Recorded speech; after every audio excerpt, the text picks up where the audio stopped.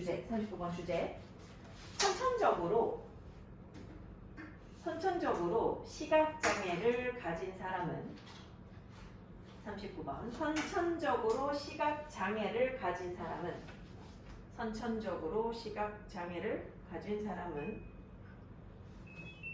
세상을 전적으로 다른 감각으로 이해한다. 선천적으로 시각장애를 가진 사람은 세상을 전적으로 다른 감각으로 이해한다. 세상을 전적으로 다른 감각으로 이해한다. 세상을 전적으로 다른 감각으로 이해한다. 여기서는 근데 지금 세상을 다른 감각으로 이해하기 때문에 영향을 끼치는 게 어디냐면 꿈이야, 꿈. 얘들아 생각해봐. 태어났을 때부터 한 번도 앞을 본 적이 없어. 색깔이 뭔지 모를 거 아니야. 그렇잖아. 그래서 꿈이 흑백이래.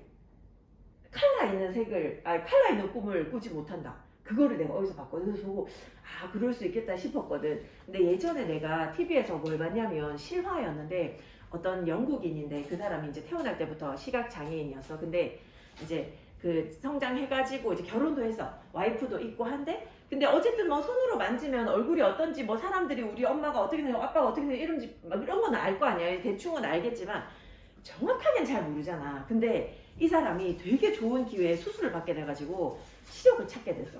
이제 태어나서 처음으로 눈을 뜨게 됐는데 근데 그러고 얼마 안 있어서 자살했어. 근데 그 이유가 뭐냐면 자기가 실제로 보지 못했잖아. 그냥 상상 속에서 그냥 내가 추측만 했을 때는 세상이 너무 아름다웠던 거야. 근데 이게 실제로 막상 보니까 막 온통 빌딩 숲에 막 차 지나다니고 그리고 제일 자기가 못 견디는 게 뭐냐면 사람이 밥을 먹는 모습을 견디지를 못하겠더래.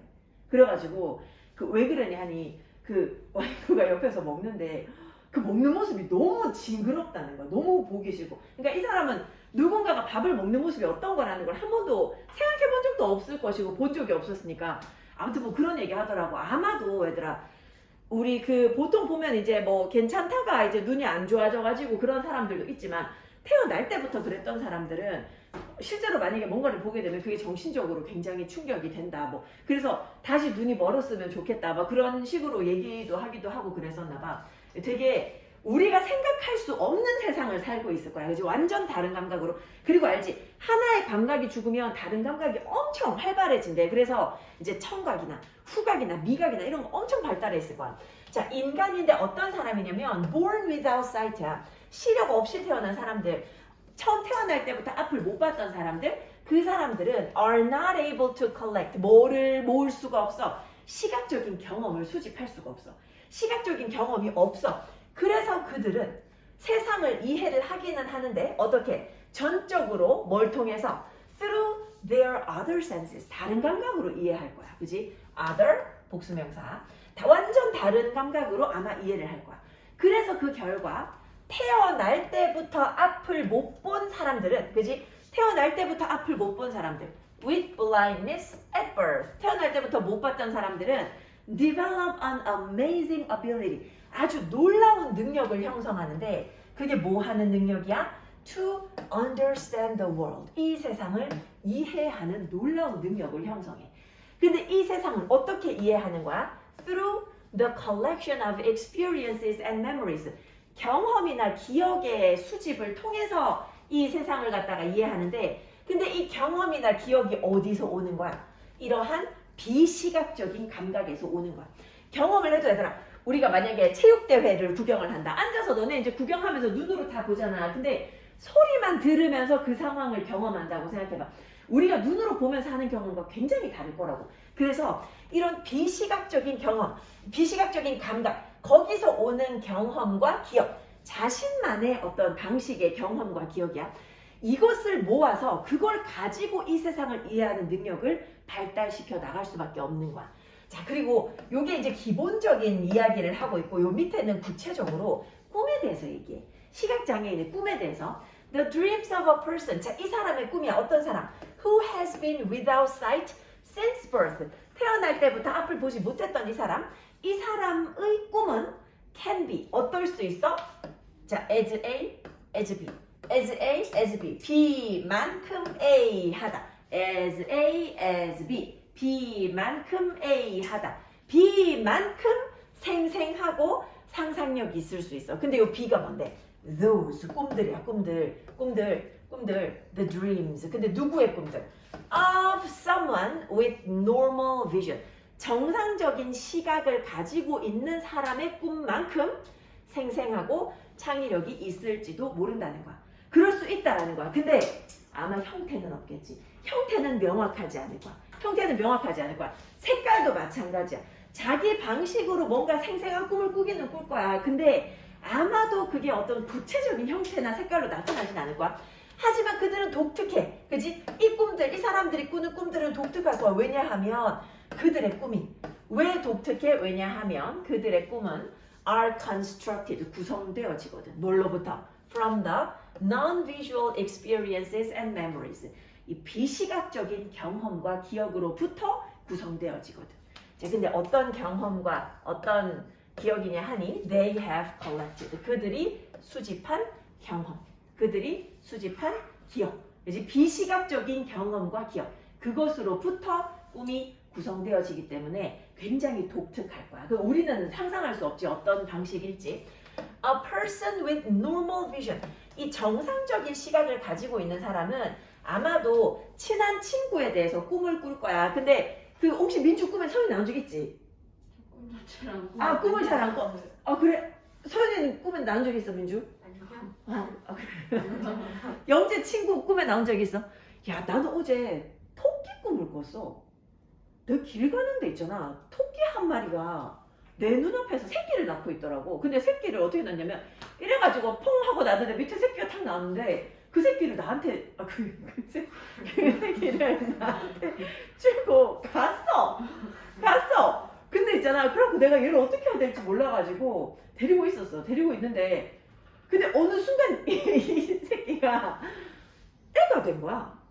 그래가지고 내가 얘 엄마를 찾아줘야 되는 그런 상황이야. 그래서 온갖 동네에 있는 어린이집 있잖아. 막 이랬어. 처음에는 자기 그 토끼 새끼를 갖다가 나한테 주고 가는 거 해놓고 내가 얘를 어디다가 데려다 주라는 말인 것 같은데 어딘지 모르는데 그 토끼가 막 가더니 엘리베이터를 타러 가는 거야. 그 건물 안에. 그래갖고 내가 얘 어린이집 어디냐고 내가 물어봤어. 왠지는 모르는데 내가 데려다 줘야 되는 것 같은 거야. 그렇게 하니까는 그 어린이집 이름도 기억나. 어린이집 뭐라 그랬냐면 친구처럼인가? 친구처럼 이러고 가는 거야. 친구처럼 이러고 토끼가 나한테 친구처럼 이러고 해가지고 엘리베이터 타고 뛰 가버리는 거야. 사람들이 있는데 지 혼자 토끼고 타고 가다 그러고 내가 뭐지? 이러고는 얘 차에 왔는데 애가 돼 있는 거야. 그래가지고 얘를 그 어린이집에 데려다 주려고 친구처럼 어린이집을 찾아다니고 막 아무튼 막 이런 이상한 꿈을 꿨어. 근데 아무튼 되게 이상했어. 방금 태어난 토끼인데 어린이집 가고 막 이러니까 뭔가 아무튼 근데 우리는 얘들아 이런 거 진짜 완전 생생하게 형태 있는 걸로 꾸잖아. 그리고 나도 만약에 내 친구가 나왔다 그러면 평소에 내가 싫어했다면 꼭 꿈에도 있잖아. 꼭 얄밉게 그렇게 나오거나 아니면 평소에 좋아했던 친구는 뭐 같이 재밌게 노는 꿈을 꾼다거나 그런 꿈 꾸거든. 그러니까 우리가 정상적인 시각을 가지고 있는 사람은 아마도 이 친한 친구에 대해서 꿈을 꾸는데 이때 뭘 사용해? 우리의 시각적인 경험, 그지? 시각적인 기억, 그지? 무엇에 대한 형태나 빛이나 색깔에 대한 뭐 이 친구의 어떤 외모, 얼굴 모양이라던가 이런 것도 원래 내가 봤던 거 그대로 나와. 그리고 뭐 친구랑 예를 들어서 뭐 어디 가가지고 재밌게 논다 그러면 뭐 하늘에 빛 있고 이런 거 있잖아. 뭐 불빛 같은 거 이런 것도 다 그대로 나오고 색깔도 마찬가지야. 그렇게 있는 그대로의 형태를 가지고 꿈을 꿔. 근데 a blind person, 앞을 못 보는 사람은 아마도 이 똑같은 친구라도 이 친구가 어떻게 되는지 정확하게 모르니까 이 친구를 뭘 가지고 연상 짓는다는 거야. associate the same friend. 새로운 똑같은 친구를 갖다가 연상작용을 하는데 뭘 가지고 연상작용해? 독특한 경험의 조합을 가지고 할 거야. 이 경험 어디서 오는 경험이야? From their non-visual senses. 본인의 어떤 비시각적인 감각에서 오는 그런 경험의 조합. 그지? 그거를 가지고 아마 꿈을 꿀 거야. 자, 이런 어떤 비시각적인 감각, 이 비시각적인 감각이 어떤 감각이야? That act to represent that friend. 그 친구를 나타내주는, 그 친구를 나타내는 역할을 해주는 그런 비시각적인 감각. 그 감각으로부터 오는 경험의 조합. 요거를 가지고 아마도 이 친구를 연상해서 똑같은 모습은 아니라도 그 모습이 아니어도 그 친구를 알아볼 수 있게끔 그렇게 꿈에 나올 거야. 즉 다시 말하면 태어날 때부터 그지 미안해 여기 블라인드 해야지. People blind at birth. 태어날 때부터 이제 앞을 못 봤던 그런 사람들은 비슷한 전반적인 꿈의 경험을 하기는 한다는 거야. 비록 뭐라고 하더라도 비록 they do not dream in pictures. 이 선명하게 그림으로 꿈을 꾸는 건 아니라고 하더라도 그 모습이 그대로 나타날 수는 없지. 어차피 내가 정확한 모습을 모르니까. 근데 어떤 다른 감각으로 그 사람을 나타내 줄 수 있다라는 거야. 되게 좀 약간 신기한 것 같아. 자, 다시 한번 볼게. 자, 시력 없이 태어난 사람들이야. 이 사람들은 뭐 할 수 없어. 시각적인 경험이 없으니까 그걸 수집할 수가 없어. 그래서 세상을 전적으로 뭘 통해서 다른 감각만 가지고 하는 거야. 왜? 시각적인 경험을 모아놓은 게 없으니까. 시각적인 경험을 한 적이 없으니까. 그래서 그 결과 태어날 때부터 앞을 못 봤던 사람들은 아주 놀라운 능력이 발달해. 근데 그게 뭐냐면 세상을 이해하는데 뭘 통해서? 경험과 기억의 수집을 통해서 세상을 이해하는데 이 경험과 기억이 어디서 오는 거야? 이러한 비시각적인 감각에서 오는 경험과 기억인 거야. 비시각적인 감각에서 오는 경험과 기억. 이거를 모아가지고 세상을 이해를 하는 거야. 자, 이런 사람들이 꿈을 꾸면 이 꿈은 우리가 꾸는 꿈만큼이나 선명하고 상상력이 풍부할 수 있어. 그치? 선명하고 상상력이 풍부할 수 있는데 근데 독특해. 근데 일단은 독특할 거야. 그치? 그들의 꿈은 무슨 경험으로부터? 비시각적인 경험과 기억으로부터 구성될 거거든. 그치? 그들이 지금까지 수집한 비시각적인 경험과 기억으로부터 구성될 거니까 굉장히 독특할 거야. 자, 그리고 이 정상적인 이 시각을 가지고 있는 사람들은 아마 친구 꿈을 꾸면 실제로 그 봤던 내 뭐 어떤 그 뭐 빛이라던가 색깔이라던가 형창이라던가 이런 걸 사용해서 친구가 꿈에 나올 거야. 근데 이제 앞을 못 보는 사람 같은 경우에는 아마도 친구의 모습을 정확하게 모르니까 그 모습이 꿈에 등장할 수 없고 친구를 뭘로 연상할 거야? 아주 독특한 그런 경험의 조합. 근데 그 경험은 비시각적인 감각에서 오는 그런 경험의 조합. 요걸 가지고 아마 친구 꿈을 꾸게 될 거야. 즉 다시 말하면 아마도 전반적으로 비슷한 그런 꿈의 경험은 하지만 근데 뭐는 아니라고 그림으로 꿈을 꾸지는 않는다는 거야. 그치? 그림의 형태는 아니라는 거야. 정확한 형태는 아니다. 자, 요거 한번 가볍게 보고 40번 넘어가도록 할게.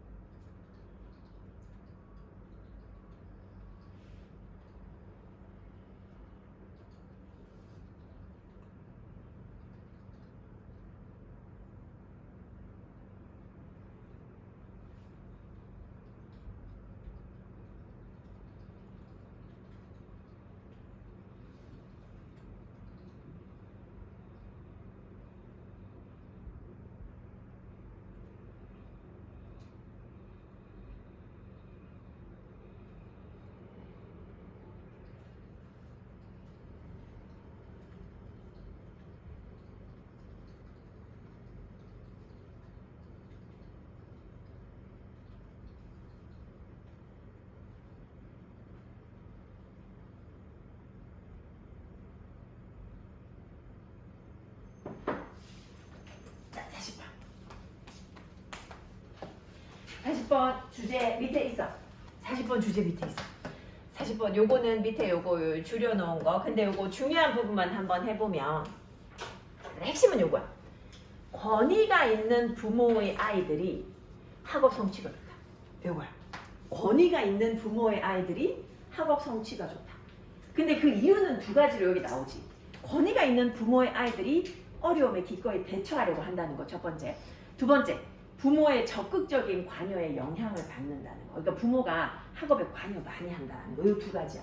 보통 이제 권위적인 부모님들이 그런데 관심 많아가지고 좀 약간 푸시하는 경향이 있잖아. 근데 실제로 그러니까 뭐 학업이랑 상관없이 나중에 이제 성장할 때 물어보면 권위가 있는 부모 밑에서 자란 애들이 좀 뭐라 그러지? 마음이 불안하지가 않대. 그 오은영 박사님도 TV 나와서 그런 얘기 하던데 나는 되게 막 그냥 애들 풀어놓고 민주적으로 막 이렇게 키우면 되게 좋을 줄 알았거든. 근데 그런 것보다는 조금 약간 엄격하게 하는 게 애들한테는 마음이 훨씬 더 편하다 하더라고.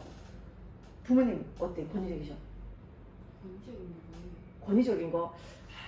우리 집이 우리 아버지 권위의 최고봉이었는데 뭐 예를 들면 그런 거지. 이제 식사 예절 같은 거 엄청 따지고 뭐 이거 뭐 예를 들어서 인사 안 했다 그러면 뭐 혼나고 뭐 이런 거부터 시작해가지고 우리는 항상 일과표가 딱 정해져 있었거든 집이. 그래서 저녁 식사 시간이 내가 중학교 졸업할 때까지 무조건 우리 집은 5시 반이야.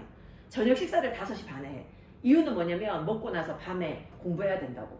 공부를 어떻게 하냐면 내가 전에 얘기한 적이 있는지 모르겠는데 우리 집 옛날에 거실이 이렇게 있으면 이게 그냥 거실이라고 하면 요 뒤에 이제 소파가 있고 여기에 테레비가 있어. 그럼 이쪽에 내 책상이 있고 여기 내 동생 책상이 있어. 여기에 내가 앉아서 공부하고 여기서 공부하고 우리 아버지 여기서 누워서 TV 보면서 우리 감시했어. 공부하는지. 근데 그래서 TV는 항상 무음으로 해놓고 이제 근데 되게 웃긴 거 우리 아버지 맨날 가요 프로만 보셨거든. 근데 가요 프로 맨날 무음으로 해놓고 보셔서 그래갖고 이 뭐 포인트가 뭔지는 모르겠는데 맨날 이렇게 누워 계셔. 그래갖고 내가 앉아가지고 딴짓하면 뒤에서 딴짓 하나 막 이러는 거야. 그러면 아니요 이러고 이러면 또 다른 공부해야 되고 엄청 쫄아했어. 근데 그러다가 이제 아버지가 이제 매일 여름방학이나 뭐 겨울방학이나 이러면 이번 여름방학 때 풀어야 되는 문제집 딱 정해가지고 그거 다 풀어야 되고 그리고 그 풀기 싫어가지고 다 보고 뺏기다가 혼나가지고 쫓겨나고 그래갖고 막 아무튼 뭐 그런 적 되게 많아. 그래서 아버지가 답지 가져가시고 그래서 내가 다 엉망으로 적어놓고 다 했다 하고 놀다가 또 혼나가지고 쫓겨나고 엄청 많이 쫓겨났어. 근데 진짜 무서워. 하나면 아버지가 진짜 집에서 막 화가 나가지고 막 나가라고 막 소리를 질러. 근데 아버지가 왜 나가라고 하냐면 혹시 칠까봐 아버지가 약간 다혈질이어가지고 본인 통제 못해서 우리 칠까봐 걱정해가지고 그냥 안 치면 되잖아. 근데 아무튼 그래가지고 그래서 맨날 쫓겨나서. 근데 또 나는 약간 어떤 스타일이냐면 힘든 상황 속에서 되게 또 재미를 찾는 스타일이거든. 근데 밖에 나가면 이제 나가 있으면 이제 앞집에 이제 아줌마한테 초인종을 눌러. 그럼 앞집에 아줌마가 되게 좋으셨어. 아줌마가 또 쫓겨났나 해서 들어오라 그래갖고 밥 줘. 밥 먹고 거기서 놀아. 거기서 놀다가 아버지가 부를 때쯤 될 것 같으면 나가 있을게. 여기 나가가지고 있다가 이제 또 다시 집에 들어오고 약간 이런 식으로. 근데 아무튼 그 권위적인 거는 너무 할 일 딱딱 정해놓고 5시 반에 식사하는 것도 그때 밥을 6시까지 딱 먹고 6시에서 7시까지 유일하게 TV 볼 수 있는 시간이야. 그때 이제 만화 영화 했었거든. 그런 거 딱 보고 7시부터 무조건 10시까지 앉아서 공부해야 됐어. 초등학교 때부터 계속 이 패턴이었어. 그래서 탈출한 거야. 고등학교는 집에서 다니지 않으리 하면서 이제 무조건 내가 목표를 가진 게 그때 처음이었거든. 무조건 기숙사 학교를 가야 되겠다. 기숙사 학교 있다는 거 알고 그때부터 진짜 피 터지게 공부했어. 그 전까지는 하라고 했는데 별로 이 동기부여가 안 됐는데 아무튼 뭐 그런 게 권위적이지. 근데 만약에 있잖아요, 얘들아, 부모님께서 성적표를 보면서 학업 성취에 대해서 마음에 안 들어 하시면 이제 부모님한테 말씀드려. 권위가 있는 부모의 아이들이 학업 성취가 좋다는데 하면서 조금 권위 있어 주시면 안 되겠습니까? 이렇게 얘기를 하면 이제 부모님들이 더 신경을 써주시겠지. 근데 여기서 얘기하는 권위는 막 무조건 막 무서워야 된다 이런 거라기보다는 좀 그냥 뭐라 그러지? 행동이나 이런 거를 되게 약간 바로 잡으려고 약간 억압하는 거? 약간 제압적인 거? 약간 그런 뉘앙스야. 한번 비교 한번 해볼게. 스웨덴하고 미국하고 연구 2개 했거든. 스웨덴 청소년들에 대한 연구에 따르면, 자, 스웨덴 청소년들 연구해보니까 중요한 요소가 있어. 청소년들의 학업적인 성공의 중요한 요소. 그게 뭐냐 하니, how they respond to challenges. 청소년들이 그러니까 성공을 학업적으로 잘하는 애들이 있고 못하는 애들이 있는데, 걔네들의 중요한 요소를 알아보니까 그게 뭐라고? 의주동이라고. 그게 뭔데? 걔네들이 어떻게 과제에 반응하는지, 어떤 문제에 직면했을 때 어떻게 반응하는지, 요게 학업적인 성공이랑 이어지더라는 거야. 자, 연구가 뭐라고 했냐면 when facing difficulties, 자, 어려움에 직면해서 어려움에 직면하면 청소년들, 어떤 청소년들? 권위적인 부모의 양육 스타일. 얘들아, parent 동사 형태로 쓰면 양육하다거든. 그래서 parenting style 하면 양육 방식이야. 권위적인 양육 방식에 노출되었던 청소년들이 are less likely to be. 자, 요거 be likely to 뭐뭐 할 가능성이 있단데 less가 들어가면 가능성이 낮다가 돼. 낮다. 자, 권위 있는 양육 방식에 노출되었던 청소년들이 뭐 할 가능성이 낮아? passive, 수동적일 가능성이 낮고 helpless, 무기력할 가능성이 낮고 그리고 실패를 두려워할 가능성이 낮아. 실패를 두려워할 가능성이 낮아. 이럴 가능성이 낮대. 자, 요게 이제 스웨덴에서 한 연구야. 자, 그 다음에 또 다른 연구 9명의 고등학교 학생들을 대상으로 위스콘신하고 이제 그 노르던 캘리포니아 요 지역에서 이제 9개 고등학교 대상으로 한번 조사를 해봤는데 그랬더니 그 연구 결과가 뭐냐면 Children of authoritative parents 여기도 마찬가지 권위적인 부모님의 자녀들이 do well in school 학교에서 잘한대. 학교에서 잘해. 근데 왜 그런 거야? 근데 여기는 조금 이유가 다를 수도 있는데 이러한 부모님들이 뭐 하기 때문에 자 얘들아 put effort into ing야. put effort into ing. 뭐뭐 하느라 노력을 하다야. 뭐뭐 하는데 노력을 쏟다. 그치? 뭐뭐 하는데 노력을 쏟다. 이런 부모, 권위적인 부모들이 되게 많은 노력을 어디에다가 쏟고 있어? 자, 요거는 다른 색으로 할게. get involved in. 어디에 참여하다지. get involved in. 어디에 참여하다, 관여하다. 이 권위적인 부모들 보면 이 부모님들이 되게 많은 노력을 어디에? 아이의 학교 활동에 참여하는데 쏟아붓기 때문이야.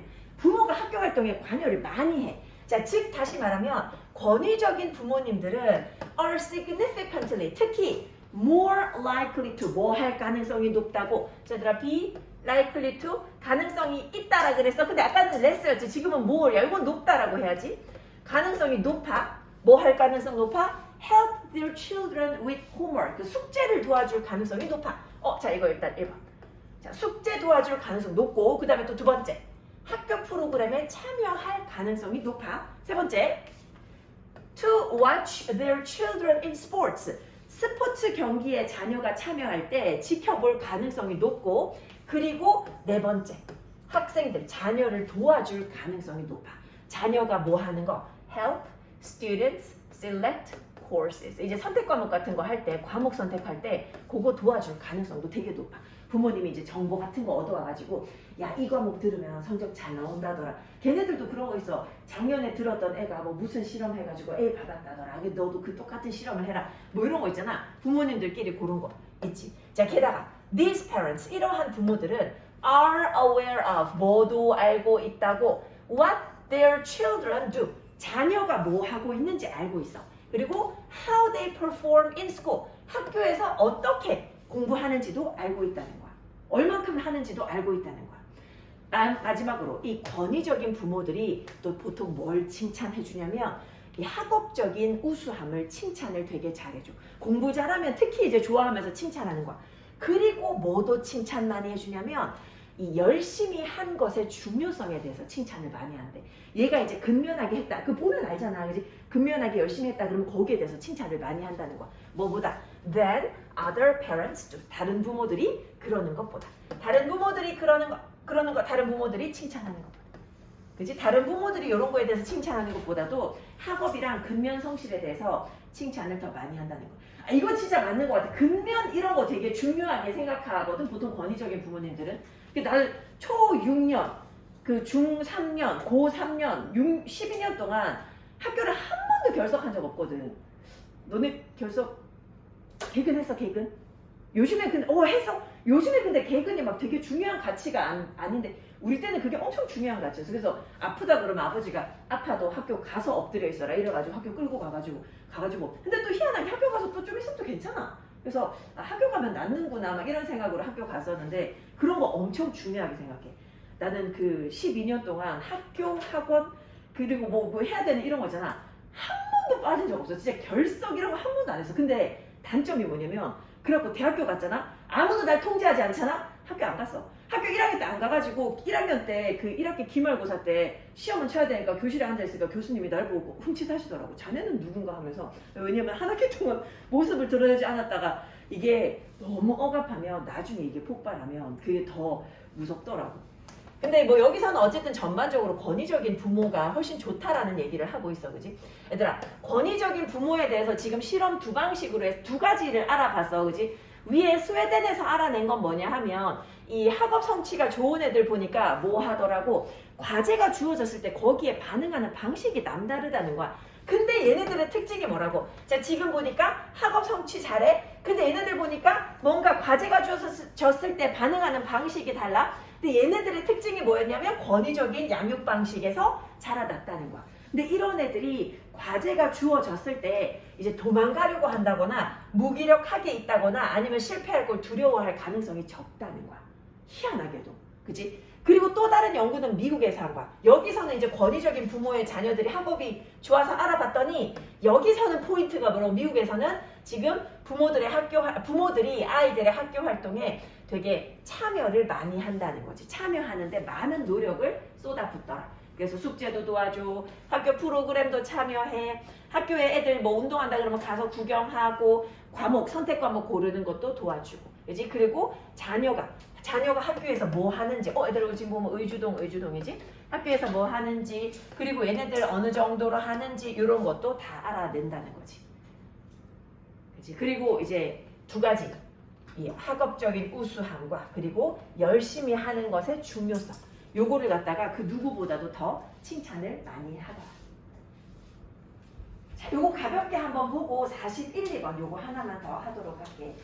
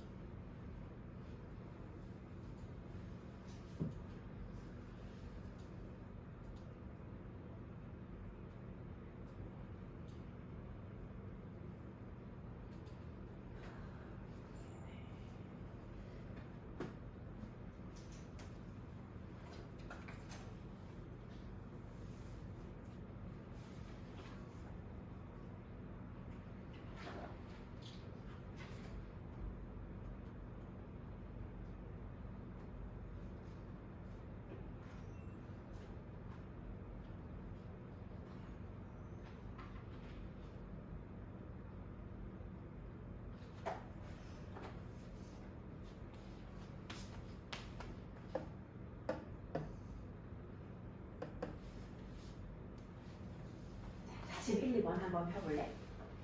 41, 2번. 자, 주제 적어봐봐. 주제 짧게 얘기할게. 잠드는 시간대와 심장 질환의 위험성과의 상관관계. 잠드는 시간대와 심장 질환의 위험성과의 상관관계. 잠드는 시간대와 심장 질환의 위험성과의 상관관계. 잠을 너무 일찍 자도 안 된대. 너무 늦게 자는 건 당연히 안 좋을 거라고 생각하잖아. 12시 넘으면 안 좋고 10시 이전도 별로래. 여기서 얘기하는 게 10시에서 11시 사이가 제일 좋대. 근데 우리 그 사이에 잘 수 없잖아. 그치? 그치? 너네 학원 마치고 집에 가면 뭐 11시인데. 자, 영국의 이 연구원들이 뭐라고 하냐면 say that 요 생략됐겠지. A bedtime between 10 p.m. and 11 p.m. 10시에서 11시 사이에 여기 잠자리에 드는 거. 요 시간이 최고래. 얘들아 근데 봐봐.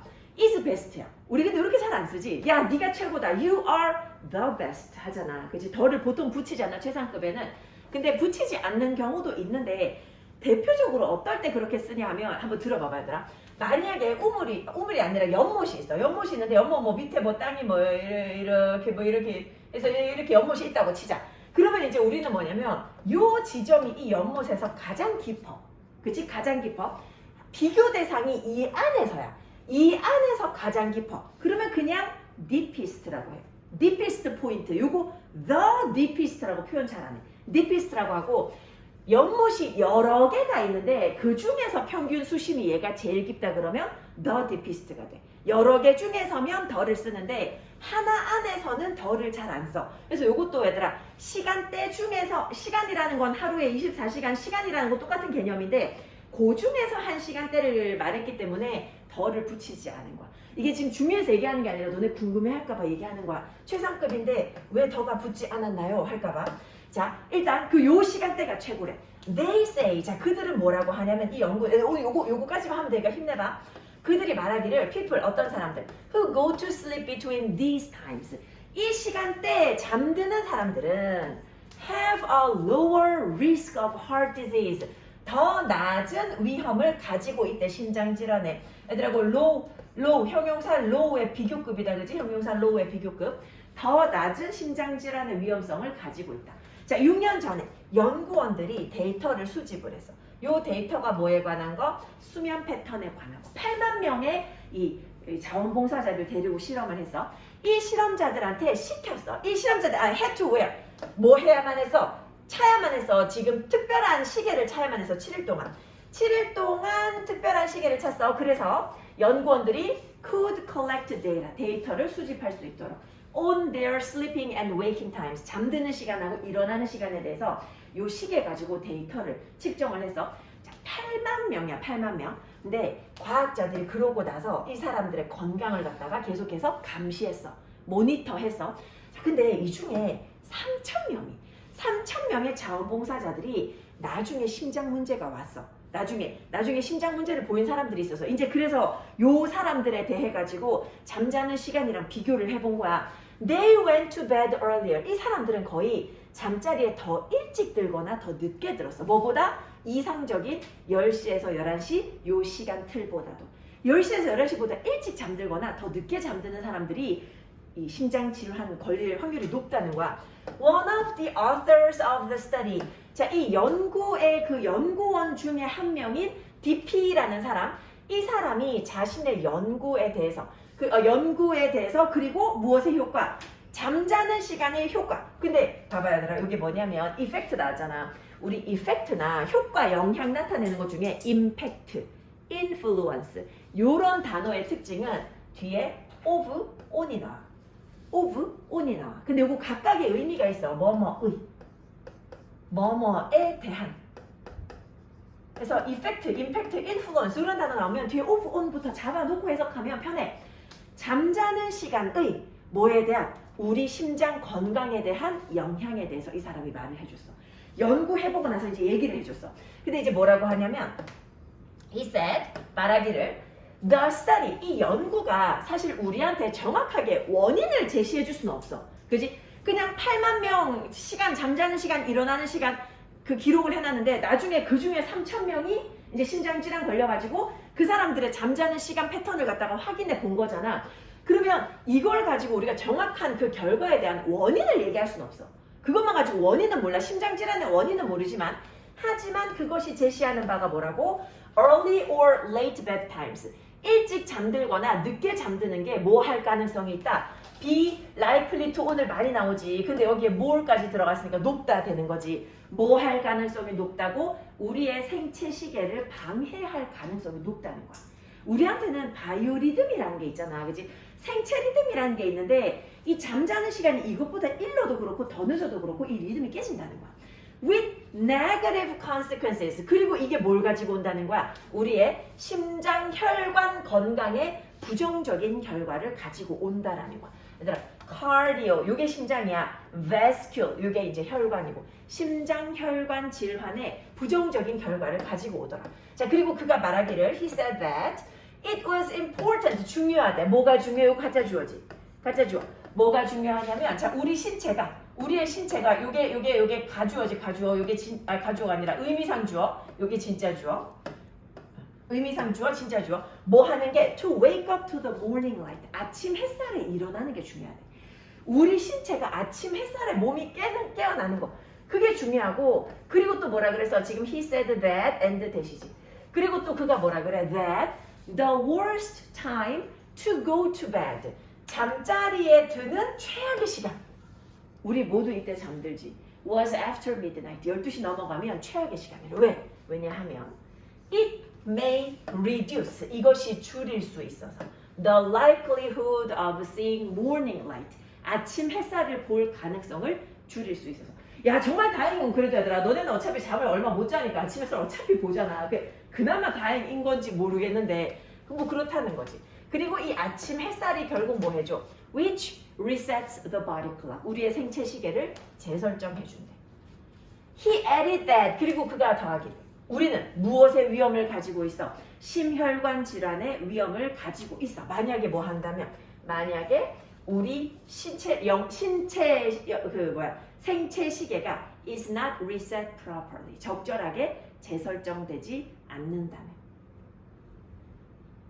얘들아, 요거는 뭐 흐름이랄 게 딱히 없고 그냥 실험의 내용이니까 요거 한번 확인해주고 내가 그 워크북은 41, 2번은 너무 길어서 안 나왔거든. 그래서 40번까지니까 지문 2개만 지금 요거 한번 보고 지문 2개만 어휘 선택하고 있으면 과제 앞에다가 적어줄게.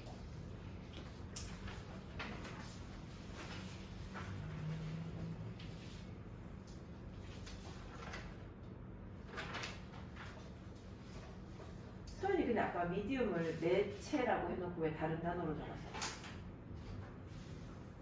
왜 빼라고 돼 있잖아. 매개?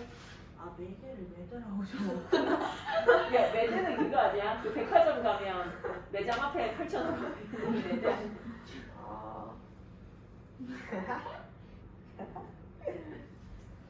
아 매개.